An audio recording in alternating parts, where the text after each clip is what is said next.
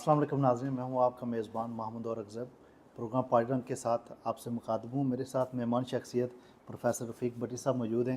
Professor صاحب، سب سے پہلے جو آزاد کشمیر کی اسپیشلی موجودہ سیاسی صورتحال ہے اس کے بارے میں بات چیت کریں گے۔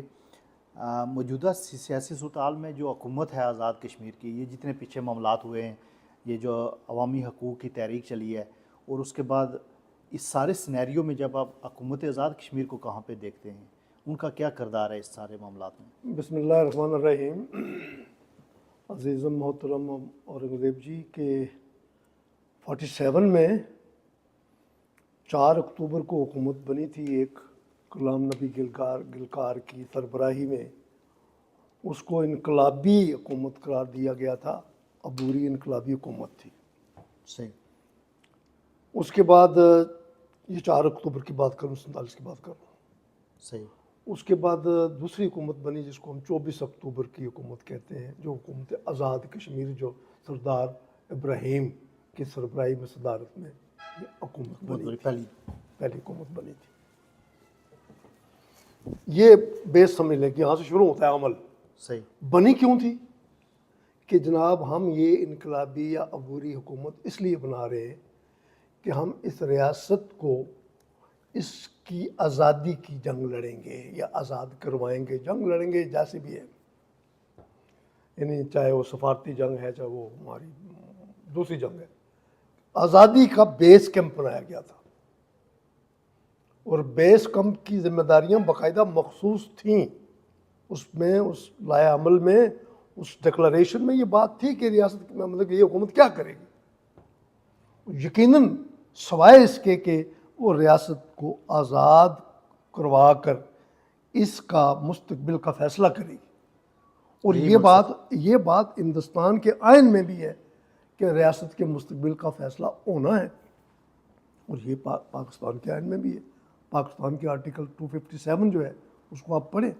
ابھی بھی پچھلے دنوں میں اسلام آباد ہائی کورٹ میں جو انہوں نے آزاد کشمیر کو ایک فارن ٹیریٹری بتایا۔ دیکھیں حقائق بعض اوقات خود بھی کھل جاتے ہیں۔ بالکل۔ بعض اوقات بندہ جو ہے نا کچھ کہنا اور چاہتا ہے تو نکل کچھ اور جاتا ہے۔ لیکن یہ جو عوامی تحریک شروع ہوئی ہے نا، اس میں کافی سارے حقائق کھلے ہیں، وہ کھلیں گے، عوام کو پتہ نہیں تھا، ابھی کھلیں گے، ابھی کھلیں گے، ابھی تش تش بام ہوں گے، زمین اگلے گی، راز آسمان سے جناب اتریں گے فرشتے، آپ فکر مت کریں، چونکہ دبے ہوئے ہیں نا۔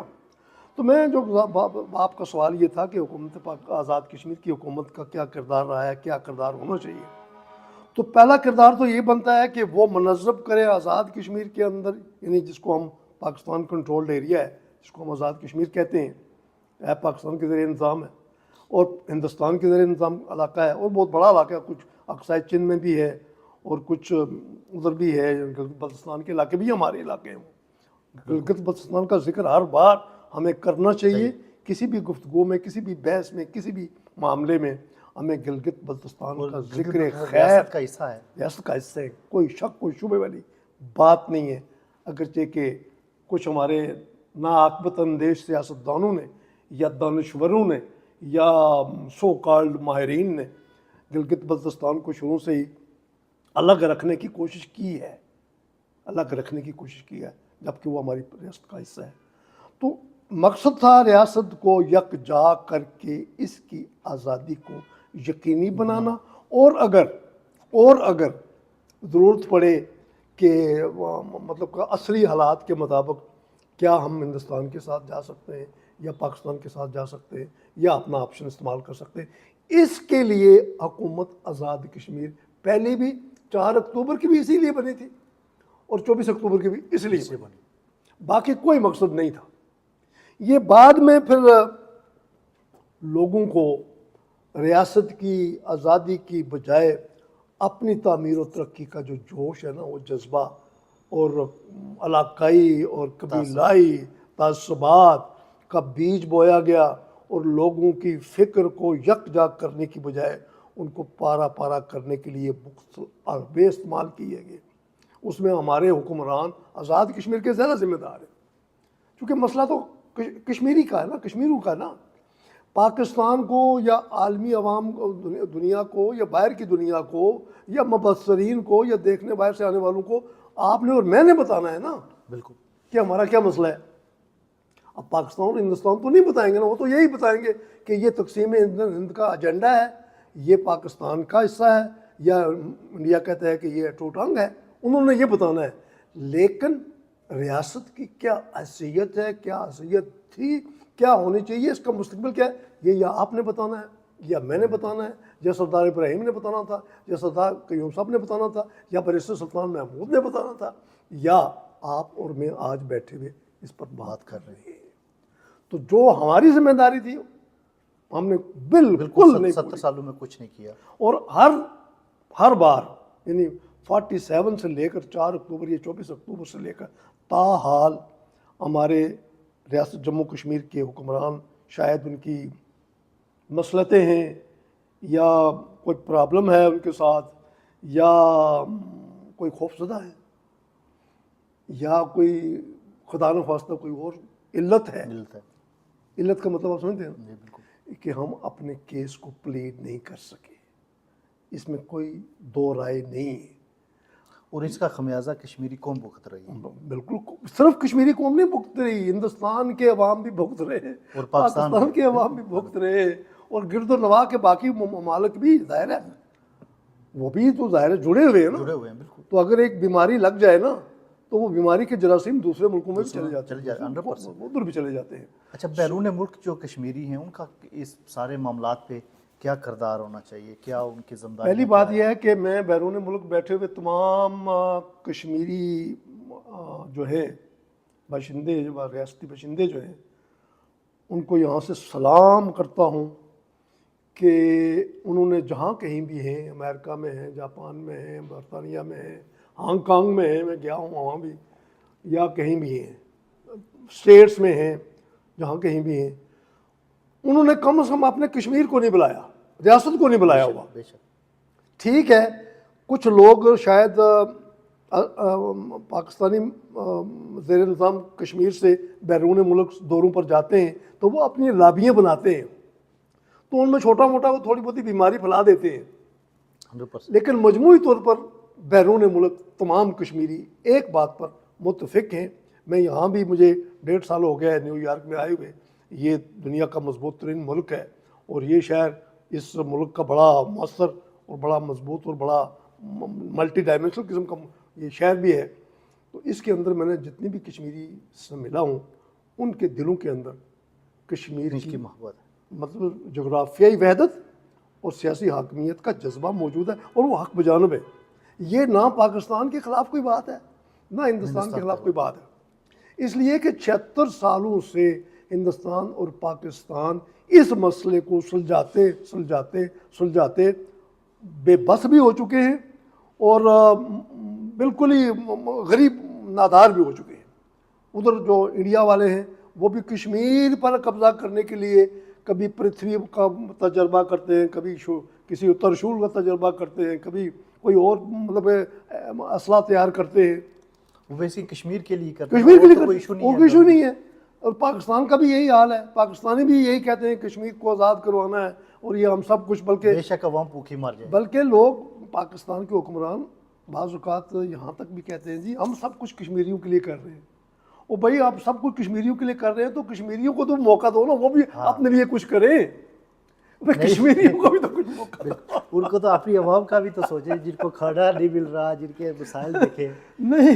نہیں کہ ہم کشمیر کے لیے سب کچھ کر رہے ہیں، تو وہ کشمیر جس کے لیے یہ کر رہے ہیں ان کشمیریوں کو بھی کچھ موقع دینے کہ وہ بھی اپنے لیے کچھ کرے۔ تو جب ہم کچھ کرتے ہیں تو یا انڈیا کے ایجنٹ ہو جاتے ہیں یا پاکستان کے ایجنٹ ہو جاتے ہیں، اس لیے کہ ان کی کشمیر پالیسی چاہے انڈیا کی ہے چاہے پاکستان کی ہے، یہ ناقص ہے، اور انہوں نے تجربات کر لیے ہیں 76 سالوں سے۔ جتنا مطلب کہ لوگوں کے ٹیکسوں کا پیسہ اسلحہ اور جنگوں اور ان مطلب کہ بےہودہ حرکات اور اس قسم کی کلیشز میں ضائع ہوا ہے نا، اس سے اگر یہ لوگ مل جل کر شروع سے ہی مطلب کہ کشمیر کے حوالے سے جو ہری سنگھ کا موقف تھا، یا کشمیر کے حوالے سے جو شیخ عبداللہ کا موقف تھا، یا کشمیر کے حوالے سے کے ایچ خورشید کا موقف تھا، یہ بڑے لوگ ہیں، کوئی مانے یا نہ مانے بڑے لوگ تھے، ان کا ویژن کلیئر تھا۔ اگر ان کی باتوں پر عمل کر لیا ہوتا تو آج کشمیر اس بر صغیر کا سوئٹزرلینڈ ہوتا. ہندوستان اور پاکستان اور گردنوا کے ممالک کے لیے یہ ایک قسم کا محبت اور پیار کا اور یوں سمجھے شانتی اور امن کا ایک گہوارہ ہوتا, اور نہ وسائل ضائع ہوتے اور نہ کچھ ہندوستان کا ضائع ہوتا نہ کچھ پاکستان کا ضائع ہوتا. بالکل. اچھا, یہ جو استحکام پاکستان کی ریلی ہو آزاد کشمیر میں, وہ کیا ثابت کرنا چاہتے ہیں؟ ان کو پتہ ہے کہ عوام ان کے ساتھ نہیں ہے, سارے معاملات ہیں, وہ یہ کیا ان کو شاہ سے کہتے ہیں کہ شاہ سے پتہ نہیں کہ شاہ سے اس کے زیادہ وفادار ہیں. جی ہاں, شاہ سے زیادہ وفادار ہیں.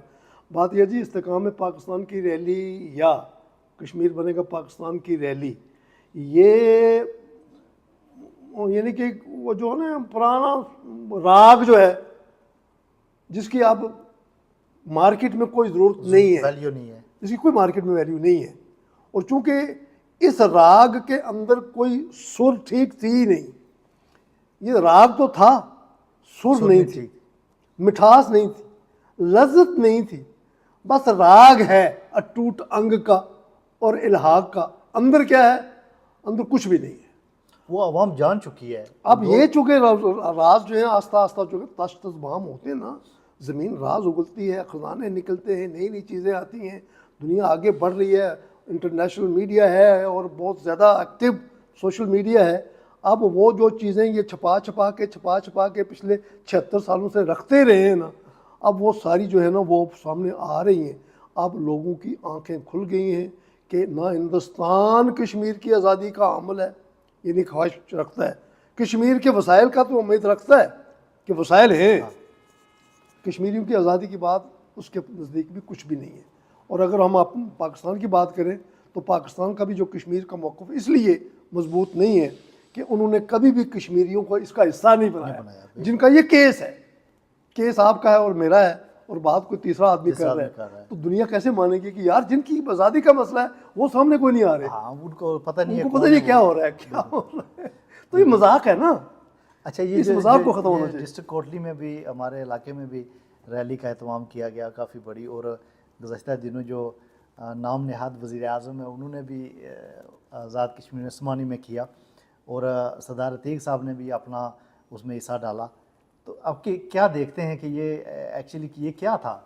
یہ تھا کہ جو کچھ ہمارے زعماء نے, سیاسی قائدین نے, ہمارے لیڈران کرام نے, جن کی پاکستان زیر نظام کشمیر جو ہے اس کے جو قائدین سیاستدان یا خاندانی سیاستدان جو ہے, انہوں نے پچھلے اتنے عرصے میں جو فصل کاشت کی تھی نا, اب اس فصل پر باہر سے کچھ جانور اثر انداز ہونے لگے ہیں. بالکل, وہ جانور تو روٹی جانور کا لفظ میں احتیاطاً استعمال کر دیا ہے, میں معذرت چاہوں گا. اس فصل پر اس کے اصل جو مالک ہیں وہ آ گئے ہیں قبضہ کرنے کے لیے. اب ظاہر ہے اس فصل سے وہ تمبر کے سوٹے لے کے کھڑے وہ تمبر کی سوٹیاں لے کے کھڑے. اب ان کا بنے گا کیا؟ بنے گا یہ کہ ان کو چاہیے کہ عوام کی جو رائے ہے, زبان خلق را نقارہ خدا سمجھو, ان کے ساتھ ہو جائیں اور کہیں کہ ٹھیک ہے ہم نے کوشش کی, یہ کہیں ہم نے کوشش کی کہ عصری تقاضوں کے مطابق, چونکہ ان کے پاس بھی تو اختیار نہیں تھے نا. ہمارے جو قائدین ہیں آزاد کشمیر کی جو لیڈرشپ ہے, سچی بات یہ ہے کہ ایک بار مجاہد اول سردار محمد عبد القیوم خان صاحب نے یہ کہا تھا کہ میں تو چپڑاسی نہیں بھرتی کر سکتا, یہ ان کا بیان ہے.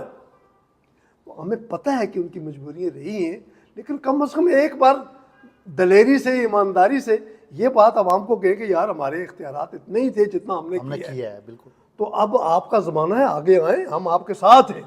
چاہیے کہ یہ ہمارے قائدین استحکام پاکستان کی ریلی اگر کرنی ہے نا, استحکام پاکستان, میں سمجھتا ہوں کہ غلطیوں کا اعتراف کر دینا ہاں, چاہیے. استحکام پاکستان اس میں ہے کہ پاکستان سے فنڈ لے کر اپنے لوگوں کی ترقی کرنے کی بجائے وہ فنڈ جو ہیں وہ آزاد کشمیر کے لوگوں کے لیے استعمال کریں. یہ استحکام پاکستان ہے کہ یہ اپنے لوگوں کے لیے جابز لینی ہے, اپنے لوگوں کے لیے ترقی کرنی ہے, اپنے لوگوں کے لیے یہ سوچنا ہے. یہ راجہ صاحب وزیر اعظم بن گئے ہیں, یہ چودھری صاحب صدر بن گئے ہیں, یہ تو ہمارے لیے نقصان دہ ہے. ان باتوں سے بالکل نکل آئیں, اس کا کوئی وقت نہیں ہے. یہ ٹائم لیپس ہو چکا ہے, یہ ختم ہو چکا ہے.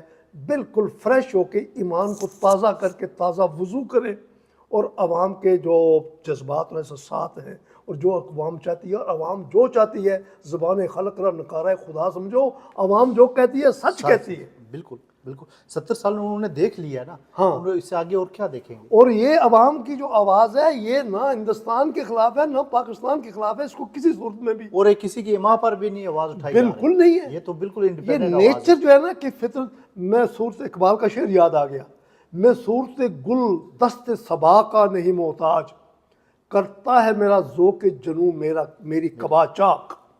یہ کسی کے ماں پر نہیں ہے، کسی نے کوئی فنڈ نہیں دیے ہیں بھائی، اس کو سمجھو، نیچر کا جسٹس ہے، جسٹس آف نیچر۔